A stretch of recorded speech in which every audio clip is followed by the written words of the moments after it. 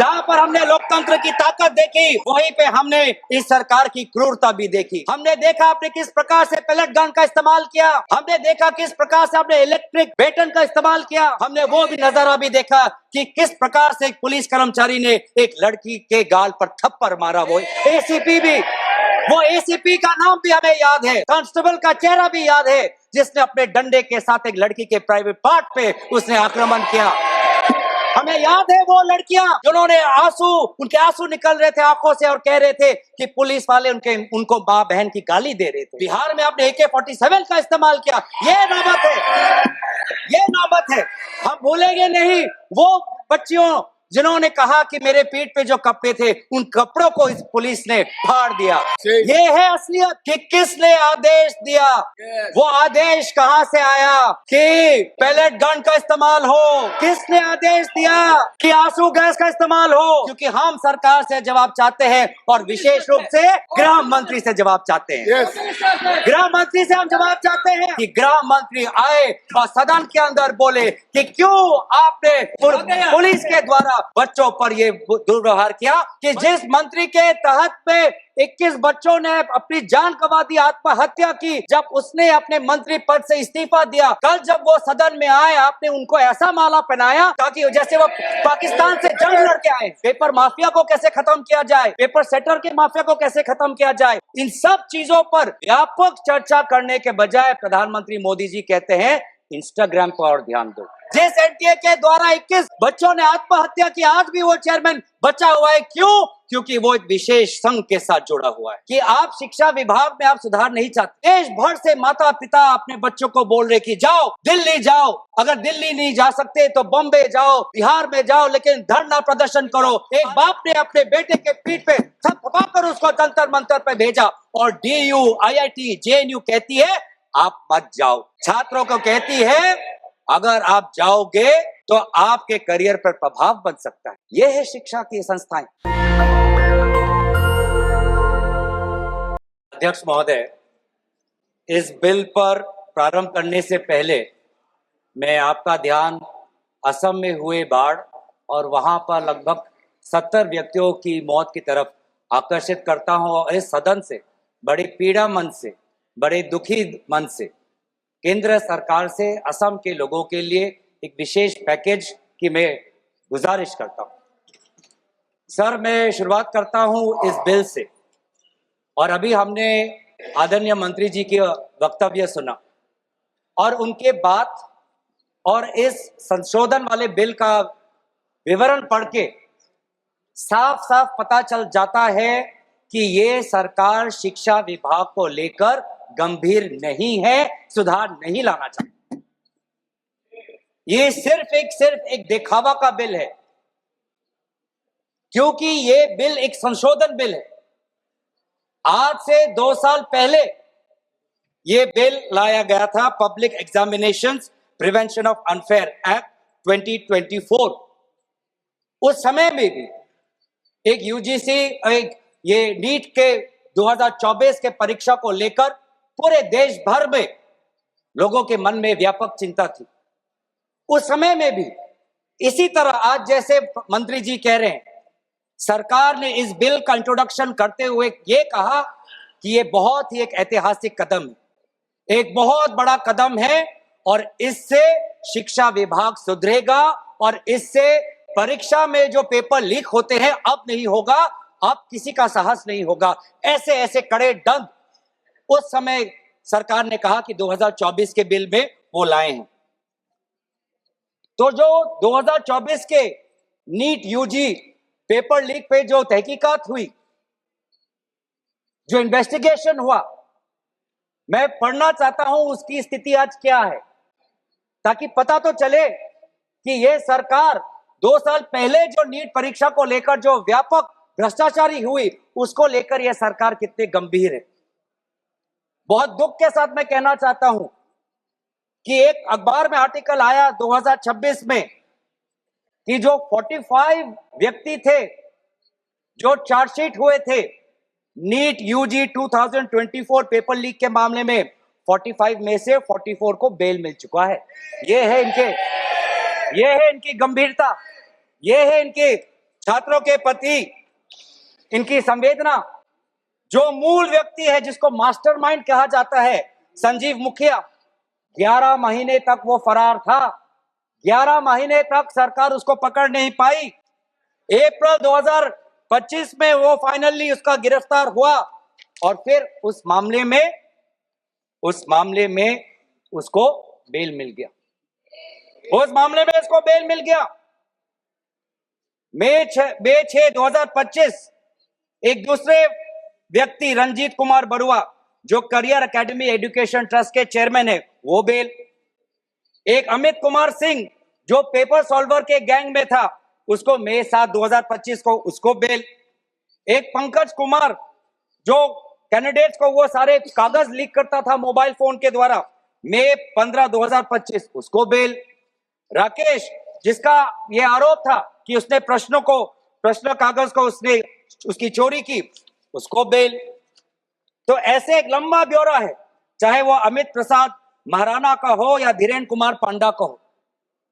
तो ये कानून उस समय भी विफल था और ये कानून जिस मंशा से आज ला रही है, आज भी ये विफल होगा। ये कानून आपकी विफलता का स्मारक है, क्योंकि ऐसे कानून 2024 के में लाने के पश्चात भी 2026 में तो लीक हुआ ना सर।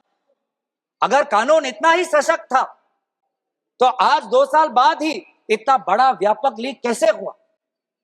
और अफसोस की बात है सर, उस समय में भी शिक्षा मंत्री धर्मेंद्र प्रधान थे। और जब 2024 का जब पेपर लीक का मामला जब पूरे देश भर में आया, तो आपको पता है धर्मेंद्र प्रधान जी ने उस समय क्या कहा? उन्होंने कहा, कहां हुआ पेपर लीक? नहीं हुआ पेपर लीक।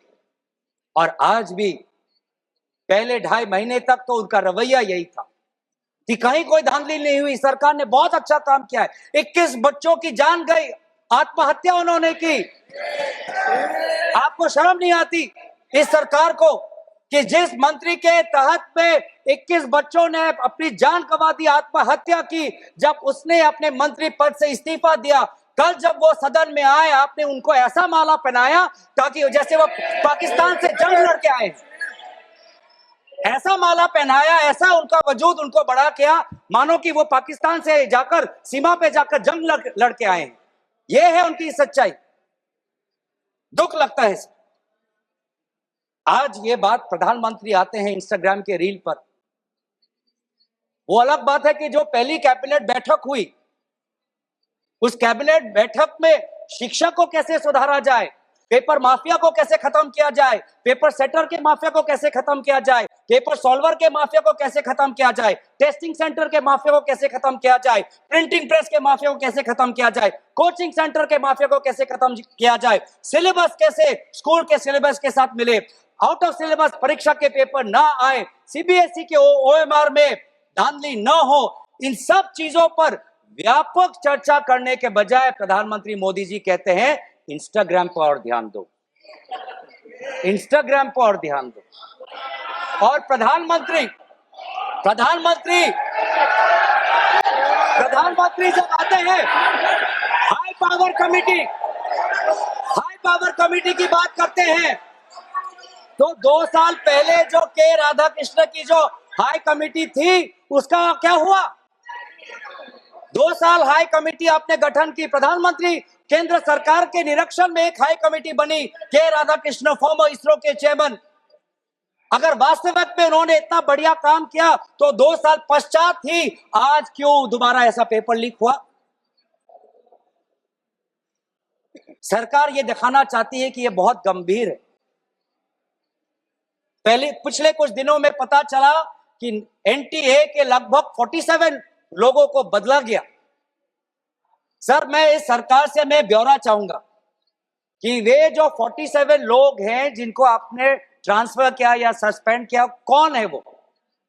क्योंकि एनटीए की जो एक्चुअल सैंक्शन कैपेसिटी है, एनटीए की जो सैंक्शन कैपेसिटी है वो 34 की है। 34 की सैंक्शन कैपेसिटी है। ये 47 कौन है? कौन है ये 47? 34 में से तो शायद 10-11 वैकेंसियां हैं, 24 ही है जहां पर लोग बैठे हुए हैं। तो ये जो 47 जो सैंक्शन, ये कौन है? जो आउटसोर्स करके अपने लोगों को लाया एनटीए में, वो लोग हैं क्या? उसका ब्यौरा मिलना चाहिए।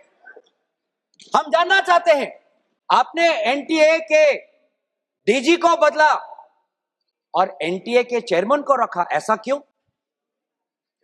ऐसा क्यों?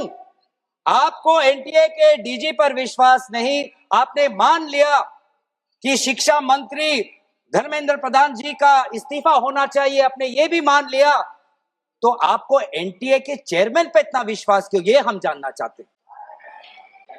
सुनाई दे रहा होगा सर, एक विशेष संगठन के साथ जुड़े हुए हैं, उसका ब्यौरा देख लीजिए, एनटीए के चेयरमैन का ब्यौरा देख लीजिए। इससे पहले वो मध्य प्रदेश के पब्लिक सर्विस चेयरमैन के वो कमीशन के चेयरमैन थे, और उस समय में भी धांधली हुई, उस समय भी धांधली हुई। उससे पहले वो छत्तीसगढ़ में भी पब्लिक सर्विस कमीशन में चेयरमैन थे, उस समय में भी धांधली हुई। ऐसे इतने धांधली से जुड़े हुए व्यक्ति को आज भी इतने पेपर लीक होने के पश्चात भी आपकी सरकार बचा रही है, आपकी सरकार बचा रही है। जिस एनटीए के द्वारा 21 बच्चों ने आत्महत्या की, आज भी वो चेयरमैन बचा हुआ है। क्यों? क्योंकि वो एक विशेष संघ के साथ जुड़ा हुआ है। और यही दर्शाता है कि आप शिक्षा विभाग में आप सुधार नहीं चाहते, क्योंकि आरएसएस के लिए शिक्षा विभाग बहुत ही महत्वपूर्ण विभाग है, महत्वपूर्ण विभाग है। मैंने कोई असंसदीय बात नहीं की। आरएसएस के लिए शिक्षा विभाग बहुत महत्वपूर्ण विभाग है, और इसीलिए हम देखते हैं, चाहे यूनिवर्सिटीज के वाइस चांसलर्स के अपॉइंटमेंट में हो, कॉलेज के प्रिंसिपल के अपॉइंटमेंट में हो, जब फैकल्टी की बदली होती है उसमें हो, चाहे आउटसोर्सिंग में हो, हर चीज में हम देखते हैं कि जो जिन यूनिवर्सिटी की कल्पना पंडित नेहरू ने एक साइंटिफिक टेम्पर के द्वारा उन यूनिवर्सिटीज के एक सपना देखा था, आज उन्हीं यूनिवर्सिटीज में क्वालिटी पर ध्यान नहीं दिया जा रहा। आप शिक्षा के माध्यम से इस पीढ़ी को आने वाले चुनौतियों के लिए तैयार नहीं कर रहे। आप शिक्षा के माध्यम से इस पीढ़ी के लोगों को आने वाले समय में आपके दल के सदस्य बने, आपको वोट दे, उसके लिए आप एक माहौल बना रहे हो। यह है आपके लिए शिक्षा का उद्देश्य, यह है शिक्षा का उद्देश्य। और हमने देखा कि वे जो संस्थाएं, चाहे वो आईआईटी हो, चाहे जेएनयू हो, चाहे डीयू हो, देश भर से माता पिता अपने बच्चों को बोल रहे कि जाओ दिल्ली जाओ, अगर दिल्ली नहीं जा सकते तो बॉम्बे जाओ, बिहार में जाओ, लेकिन धरना प्रदर्शन करो। आज शिक्षा की बात है, आपको अपना भविष्य आपको बचाना है। मैं नहीं जा सकता, पर मेरी आशीर्वाद तुम्हारे साथ है। एक माँ ने एक आशीर्वाद के साथ अपने बेटी को भेजा, एक बाप ने अपने बेटे के पीठ पे थपथपाकर उसको जंतर मंतर पे भेजा, और डीयू, आईआईटी, जेएनयू कहती है आप मत जाओ। छात्रों को कहती है अगर आप जाओगे तो आपके करियर पर प्रभाव बन सकता है। यह है शिक्षा की संस्थाएं। ऐसे हम आने वाली चुनौतियों के लिए हम भारत का निर्माण करेंगे, अपने युवाओं को हम उनको ताकत देंगे। इसीलिए अगर एक बात इस पूरे घटनाक्रम से निकलती है वो ये कि आज शिक्षा में इस बिल से, जिसमें आपने पेनल्टीज बढ़ा दिए, पनिशमेंट बढ़ा दिए, इससे हमारा शिक्षा विभाग नहीं सुधरेगा। राहुल गांधी जी बार बार कहा कि धर्मेंद्र प्रधान जी सिर्फ एक मुखौटा है आपके शिक्षा विभाग, आपकी शिक्षा के प्रति जो उनका आपकी जो नीति है वो सिर्फ उसका एक चिन्ह है, एक सिंबल है। उनके हटने से भी शिक्षा में सुधार आएगा। आज भी ना बच्चों को विश्वास आता है इस बात पर, ना हमें इस बात पर विश्वास है। लेकिन इसके पश्चात भी आज शिक्षा पर बातचीत हो रही, आज शिक्षा को लेकर धरना हो रहा है, आज शिक्षा को लेकर जंतर मंतर में हजारों की तादाद पर लोग इकट्ठित हुए। आज शिक्षा के विषय पर सारे दल संगठन सबने अपने अपने प्रदेशों में, चाहे महाराष्ट्र में हो, चाहे यूपी में हो, चाहे बिहार में हो, चाहे पश्चिम बंगाल में हो, चाहे या असम में हो, सब जगह विभिन्न राजनीतिक दल संगठन और इन दल संगठन से अलग सारे युवा सड़क पे आ गए। सबने अपने शिक्षा की मांग की। और क्यों मांग की? उनके दुख को पहले हमें समझना चाहिए, उनके पीड़ा को हमको समझना चाहिए, वो उनके अंदर जो नाराजगी है उस बात को हमें समझना चाहिए। नहीं तो किसी का इतना साहस नहीं कि सड़क पे आके गर्मी बारिश, सड़क पे सोना, पुलिस की लाठी खाना, दिन दिन भूख हड़ताल पे रहना, सबकी इतनी साहस नहीं है। ये साहस कहां से आता है? ये साहस आता है उस दर्द से, जिस दर्द में अपने भविष्य को लेकर वो विवश हैं, जिस दर्द में अपने देश के भविष्य को लेकर वो विवश है, जिस दर्द को वो आज के समाज में उसको व्यक्त भी नहीं कर सकते, सरकार से सवाल भी नहीं पूछ सकते। और बहुत ही बढ़िया एक व्यक्ति ने इस पूरे जो दर्द है, इस दर्द के बारे में बात करते हुए गोपाल दास नीरज के गीत की बात करता है। वो व्यक्ति जिस व्यक्ति से राहुल गांधी जी मिलने गए, उसने कहा, उसने हमें याद दिलाया कि नीरज की वो पंक्तियां, स्वप्न झरे फूल से, मीत चुबे शूल से, लुट गए सिंगार सभी, भाग गए बबूल से, और हम खड़े खड़े बहार देखते रहे, कारवां गुजर गया गुबार देखते रहे। ये बच्चों की वो दुख है। क्या करें, हमारे पास पैसे नहीं है इतने कि हम पेपर खरीद पाए। 30-30 लाख का पेपर हमें खरीदने के पास, हमारे पिताओं के पास इतने सामर्थ्य नहीं है। वो दुख है, वो नाराज है, और इसीलिए जब वो दुख से वो लड़ नहीं पाते तो आत्महत्या पर आ पड़ते। और एनसीआरबी में सर, आज देश की ये व्यवस्था, देश की असली ये है कि आज एनसीआरबी में, नेशनल क्राइम रिकॉर्ड्स ब्यूरो में, ये भी एक कारण है कि आत्महत्या हुई क्योंकि वो बच्चा एग्जाम में फेल हुआ। ऐसा भी एक कारण आ गया है। बच्चों की आत्महत्या, छात्रों की आत्महत्या लगभग 1 लाख से ऊपर बढ़ चुकी है। 1 लाख से ऊपर, जिसमें से 2000 ने तो साफ साफ कहा है, 2400 ने साफ साफ कहा है कि मैं फेल हो गया और इसीलिए मैं सुसाइड लिया। बहुत लोग, बच्चों ने पारिवारिक कारण से, फैमिली रीजन से वो आत्महत्या उन्होंने की। लेकिन इसके पश्चात भी वे युवा आए, वो चाहे गुजरात से हो, वो चाहे महाराष्ट्र से हो, चाहे विदेश से हो, चाहे दक्षिण भारत से हो, महाराष्ट्र से, वो सब आए। और जब वो आए और दिल्ली की गर्मी, दिल्ली के बारिश से जब वो जो उन्होंने उसमें जो दर्द है, उसमें जो संघर्ष है, उस संघर्ष को याद कर, उस संघर्ष को झेलने में उन्होंने याद किया सावित्री बाई फुले को। वे लड़कियां जो आई थी, ऐसे बहुत लड़कियां थी जिन्होंने रील पे कहा कि मैं अपने माता पिता को बिना बोले में जा रही हूं क्योंकि मुझे लड़ना है। ऐसे भी लड़कियां थी जिन्होंने कहा कि मैं छात्र नहीं हूं, मैं काम करती हूं, लेकिन मैंने भी कुछ साल पहले नीट का परीक्षा दिया था, मैं पहले अटेम्प्ट में मेरा पेपर लीक हो गया, कितना मानसिक मेरे पे दबाव बना मैं खुद समझ सकती हूं। आज अगले पीढ़ी के साथ, जिस समय मैं खड़ी नहीं हो पाई, मैं बाहर नहीं आ पाई, लेकिन आज अगले पीढ़ी के साथ मैं खड़ा होना चाहती हूं, मैं जाऊंगी आज। ये सब वहां पे आए क्यों? क्योंकि उन्होंने इतिहास को याद किया कि जिस प्रकार से सावित्री बाई फुले हो या फातिमा शेख हो, जिस प्रकार से समाज ने उन पर उत्पीड़न किया, लेकिन वो कभी भी अपने बाग से हटे नहीं। युवा लोग आए, एक लड़का था हरे शर्ट में, वो पुलिस को बोल रहा है कि आ मार, मुझे मारो, मारो सर मारो। उसमें वो भगत सिंह का जज्बा हमें दिखाई दिया। हमेशा उसने हाथ नहीं उठाया, उसने खाली बोला कि मारो, क्योंकि ये थी लोगों की और युवाओं की ताकत कि अब वो डर उनसे चला गया, डर खत्म हो गया, डर गायब हो गया। लाठी है, दर्द होगा, रात को सोने में मुश्किल होगी, लेकिन सब लोग कह रहे थे कि कुछ नहीं होता, अगर शिक्षा के लिए, अपने भविष्य के लिए अगर मुझे 2-3 लाठी भी खानी पड़ेगी तो मैं लाठी खाने जाऊंगा। ऐसे भी लोग थे जो 20 जुलाई के रात को आए। वो 20 जुलाई के सुबह नहीं थे, 7 बजे नहीं थे, 4 बजे दोपहर को नहीं थे, वो रात को 10 बजे आए। क्यों? कि उनको दुख हुआ। उन्होंने रील में देखा कि किस प्रकार से पुलिस वालों ने बच्चों पर हाथ उठाया और उन्होंने बोला कि चलो मैं भी एक लाठी खाने जाऊंगा। ये है हमारा युवा शक्ति। मैं इस सदन से भारत के युवा समाज को मैं नमन करता हूं, आभार प्रकट करता हूं, शुभकामनाएं मैं देता हूं, धन्यवाद देना चाहता हूं कि आपने हमें दोबारा याद दिलाया कि लोकतंत्र का मतलब क्या है। आपने दोबारा हमें याद दिलाया कि सवाल पूछना आप सबका, हमारा सबका मौलिक अधिकार है। हमने वो भी देखा उस मध्य प्रदेश से आए हुए आदमी को जिसके सर पर खून निकल रहा था। क्यों? क्योंकि कांटों से भरा हुआ एक डंडा उसके सर पर पड़ा और उसने तब भी वो पीछे नहीं हटा। खून से लथपथ उसका चेहरा, उस समय भी पुलिस को लड़का रहा था कि देखो ये लोकतंत्र है, लोकतंत्र में जनता जनार्दन है, जनता प्रजा राजा होता है। ये है वहां की उस ताकत।